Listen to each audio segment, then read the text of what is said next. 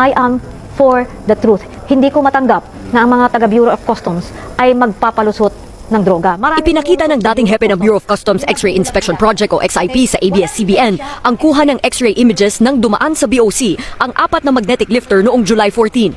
Halos isang buwan nang lumipas bago ito nadiskubre ng PIDEA sa isang warehouse sa GMA Cavite na pinaghihinala ang pinaglagyan ng naipuslit na tone-toneladang shabu.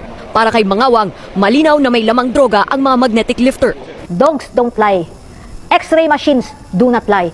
Only people can lie. Para hindi makita ng examiner, sinasadya nilang idilim yung image. Paliwanag ni Mangawang, high-tech naman at walang diferensya ang mga X-ray ng BOC kung kaya't hindi totoo na hindi nito kaya madetect ang nasa loob ng magnetic lifters. What the Bureau of Customs officials is doing is they are covering up for the crime. Pero nanindigan ng BOC na wala talagang laman ng mga magnetic lifter. That person who examined it stands by that statement na wala siyang laman, no? And may credibility ba yung tao na yun to say that? Yes, dahil nag-training naman yun. Dagdag pa ni Austria, may SOP pagdating sa pag-X-ray ng mga dumarating na container. Kung hindi mo wala kang intelligence na natanggap, hindi mo rin gagawin yun, nabubuksan mo yun, babaklasin mo yun kung wala ka namang pagbabasihang intelligence, di ba? Kung hindi sila nakaka-receive ng intelligence report, it's the problem of Bureau of Customs. Why? Bakit hindi naman sinabi ni Guban sa kanila?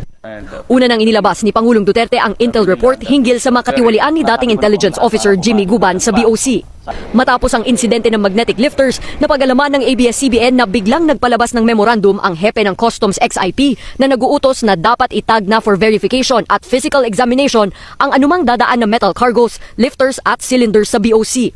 Sinabi ni Mangawang na pwedeng managot si Customs Chief Isidro La Peña dahil sa command responsibility. Pero sabi ng palasyo, nananatili pa rin ang tiwala ni Pangulong Duterte sa pamumuno ni La Peña. Sa isang pahayag, iginiit naman ni Customs Commissioner La Peña na wala silang tinago na X-ray image sa mga Oversight Committee.